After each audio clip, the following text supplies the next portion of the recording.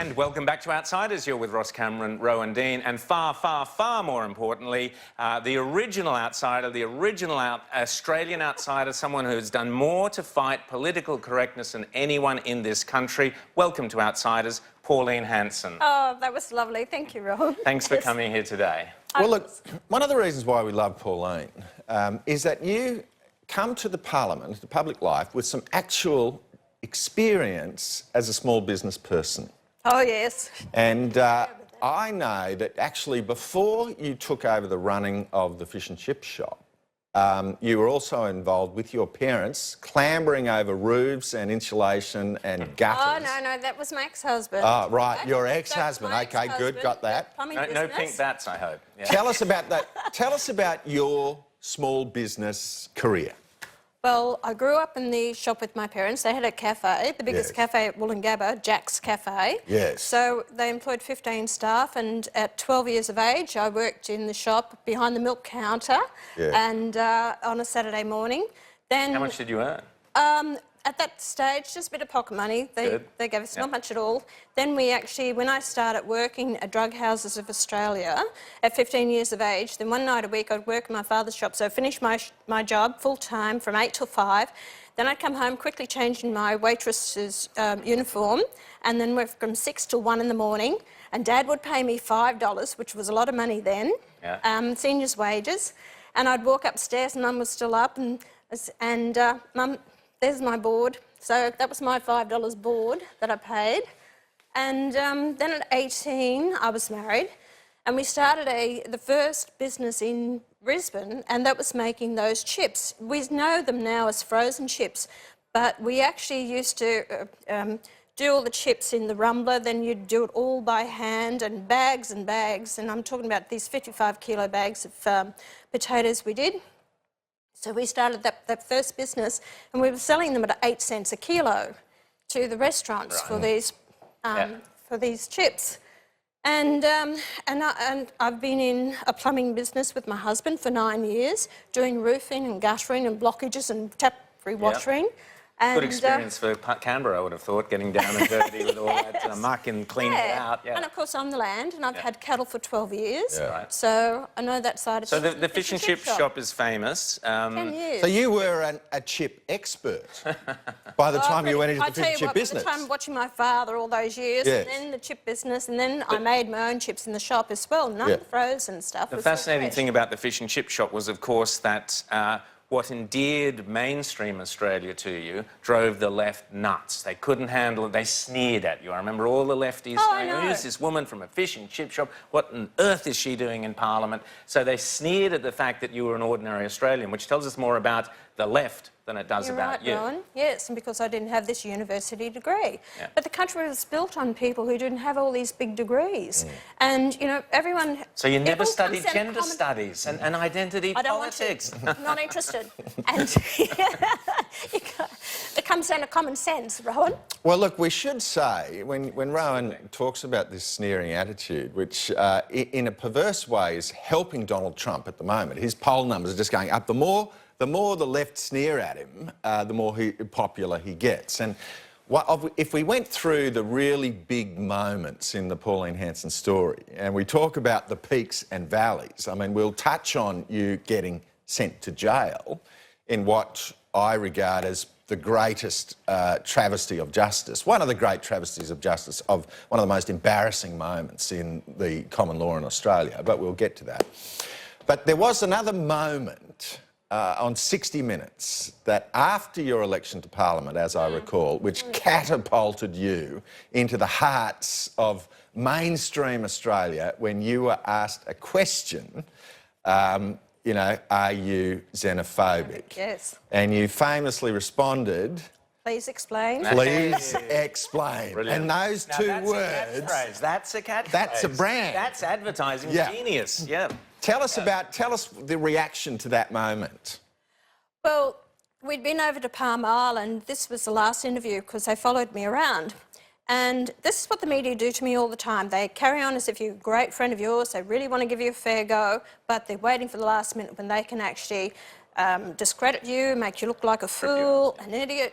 And so anyway, this was the last interview. and John Pasquarelli was sitting at the side, and I could see him sitting there. And they're asking me questions, and I'm sitting there answering, and next thing she said, "Are you xenophobic?" And I'm thinking, oh, right. Am I? So many phobias to choose from. I mean, we have this problem on the show. What that is so many it? phobias Yes. we're accused of that it's which one do you choose? Okay, I can either try and bluff my way through this Yeah. as if I know what it means, Yeah. or I can be upfront and honest with people Yeah. and, okay, I don't know. Yeah. So anyway, I said, "Please explain." Yes. And Pasquarelli's going,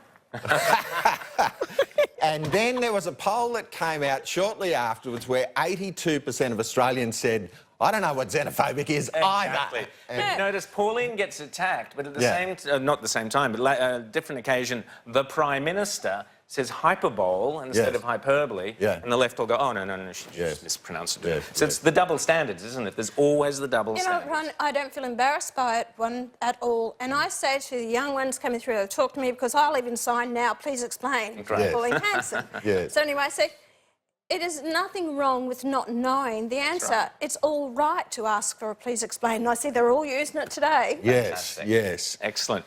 Now, listen, we want to talk some of the things. Obviously, immigration was a big thing with you. Your famous speech. Ross has been banging on for the last week since you agreed to come on the show, how he was there, he heard the speech, he was in the chamber. He was probably out the He back was- having a he fag. I guarantee he was. But No, anyway, he pretends he was there. Look, But I anyway, went- Tell us about the speech.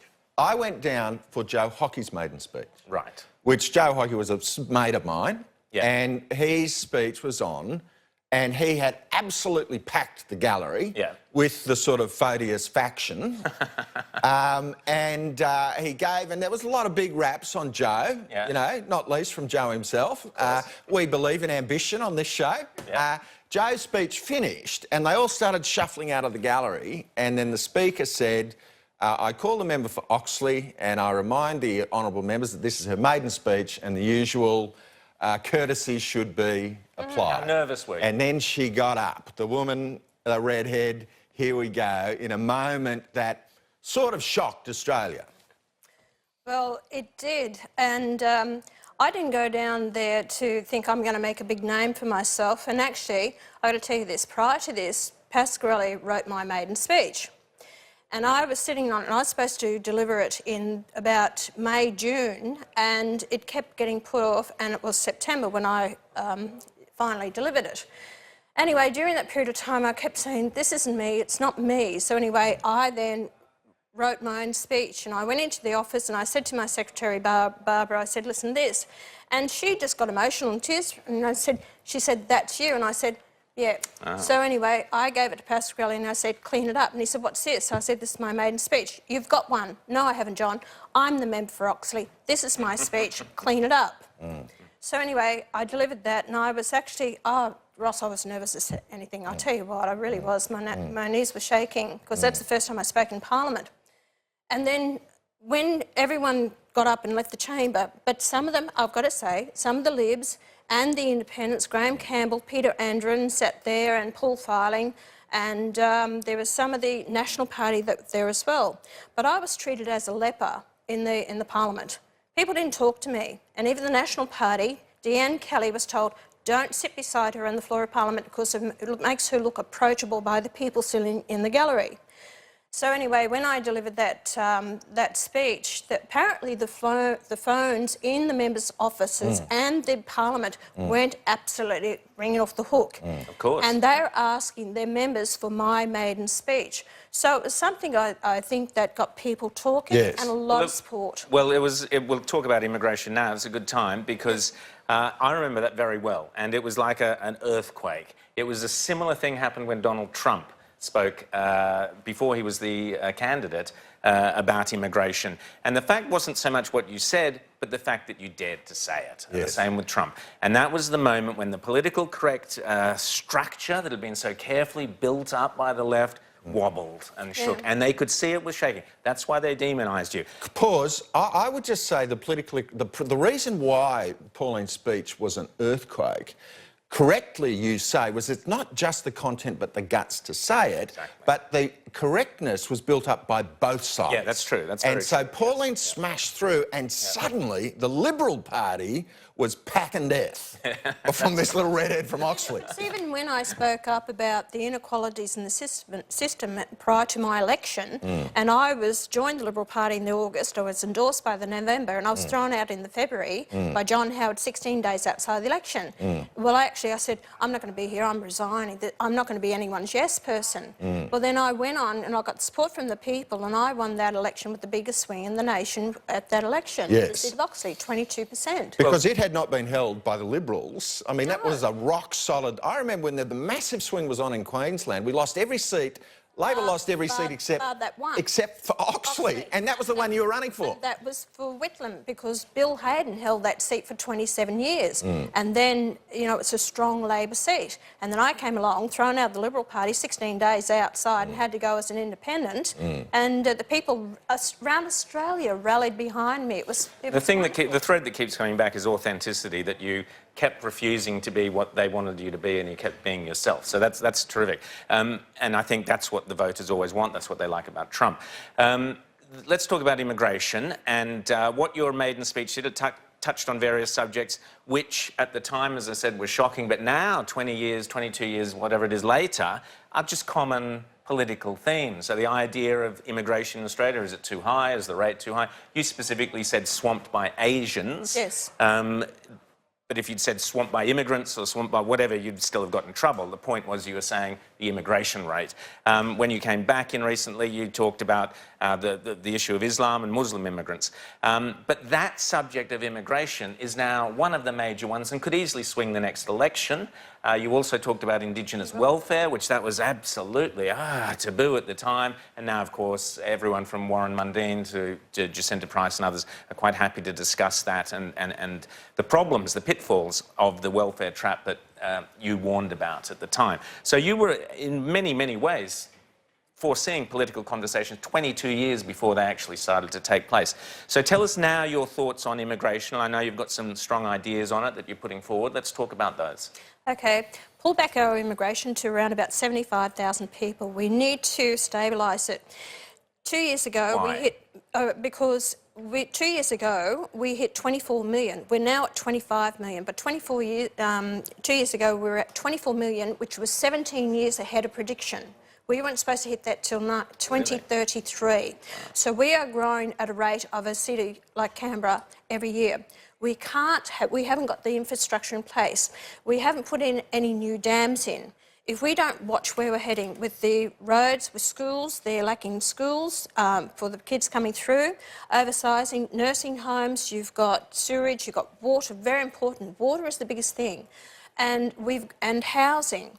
So, and electricity, power stations. Exactly right. We don't bother with that anymore. Who needs electricity? So we haven't. You can't keep bringing these people in at the rate that we are, because what's happening is the standard of living for people is dropping. And that's very important. Ask ourselves, do we want to become like a lot of these other countries around the world in a third world state? And that's where we're headed. If we don't pull back, it's not in our best interest. It's very funny to see the unions, the Business Council, plus also these migration agencies that are saying, hey, we want bigger immigration. Hey, this is self-interest.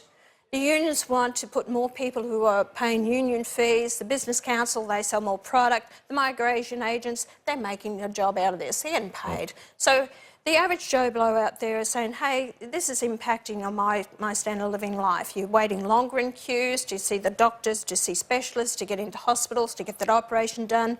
So it does have an impact on us. But very importantly, and I'm pushing that people should wait at least 8 years to get their citizenship. Permanent residents, they have all the other benefits of anyone else, bar they cannot vote. Why shouldn't we take the time? Why shouldn't they prove their worth to us? Why shouldn't we see if they are of good character? Do the migrants coming into this country actually have to bring their, if they've got a criminal record from the country they're coming from? Do we know of their character in their previous country? So let them wait. Prove yourselves to us. I want them to speak English. I'm sick and tired of people coming here, living here for years, cannot converse in the language, do not understand English. We're putting out, interpreters. We have in government departments. We put out paper in English or their language so they understand. And they've been here for how many years? It's not good. It's not good enough. Well, there's a debate currently in Western Sydney. I think one council is starting to insist that you have to put English on your signs in shops out in Western Look, Sydney. we are going to take a slight deviation because we have found, sent into us by an outsider, a pretty compelling endorsement of Pauline Hanson's One Nation migration-related policies. We're just going to play you 30 seconds of that endorsement right now. All Americans, not only in the states most heavily affected, but in every place in this country, are rightly disturbed by the large numbers of illegal aliens entering our country. The jobs they hold might otherwise be held by citizens or legal immigrants. The public service they use impose burdens on our taxpayers. That's why our administration has moved aggressively to secure our borders more, by hiring a record number of new border guards, by deporting twice as many criminal aliens as ever before. Fantastic.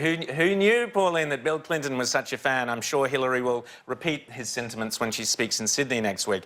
Now, you touched on unions, big unions. Now, I cannot for the life of me understand why we do not tax the unions in this country, Pauline. They are bigger than the biggest businesses. You hear Bill Shorten rambling on about don't give company cuts to the banks and big businesses. The unions own half the banks now. The unions are massive and we don't tax them. What's going on, Pauline? I totally agree with you, and actually I don't believe that they've actually... the union's fees are actually a tax deduction. A tax deduction, precisely. Yes. And do they pay GST? I don't know. This is something that I'm going to actually have a look at. I think they're all frightened to do anything about the unions, and they should be taxed. Why shouldn't they? Well, the money we're talking about is billions of dollars. They own, for example, the building that the Prime Minister works out of, 1 Blythe Street. That's owned pretty much by the CFMEU, or their superannuation arm. This is massive, massive amounts of money, Pauline, billions of dollars, which the taxpayer never should be going to the taxpayer,